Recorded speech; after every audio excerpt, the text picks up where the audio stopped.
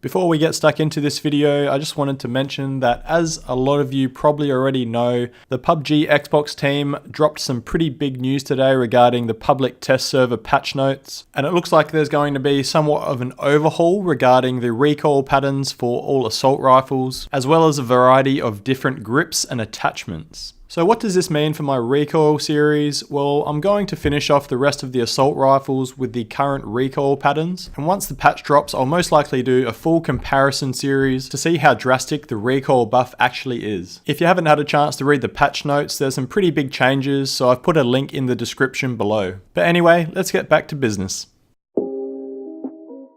Hey guys, welcome back. In this video, we're looking at the recoil patterns for the AKM on the Xbox version of PUBG. This is the second weapon in the assault rifle recoil series, so if you missed out on the recoil testing for the M416, check out the YouTube card in the corner now. Again, thank you for all your comments and feedback from the M416's recoil videos. As a result, I've made this video as succinct as possible, ensured that I included all the possible attachments.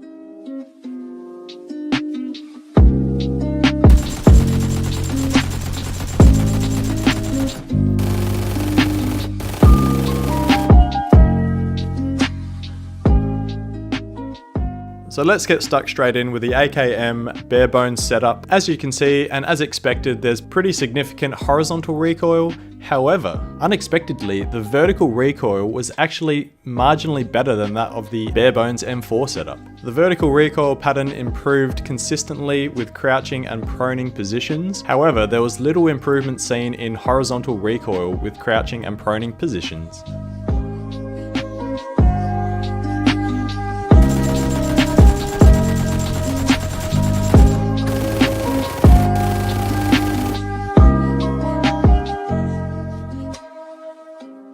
Adding a flash hider to the situation showed minor improvements in vertical recoil, but the biggest change was seen in the drastic improvement in horizontal recoil. Again, the vertical recoil improved consistently with crouching and prone positions, however the horizontal recoil did not change that much across the board.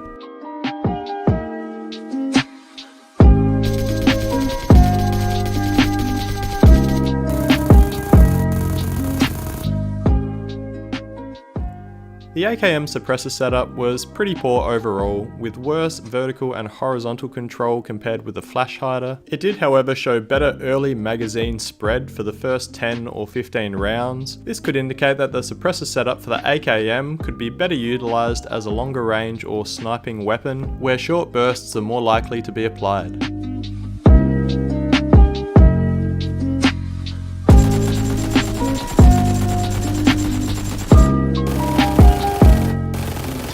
Chucking a compensator on the AK showed the best vertical control across the board, and the horizontal recoil control proved to be pretty similar to that of the flash hider. The early magazine control fell somewhere in the middle, with better control than the flash hider and slightly worse control than the suppressor.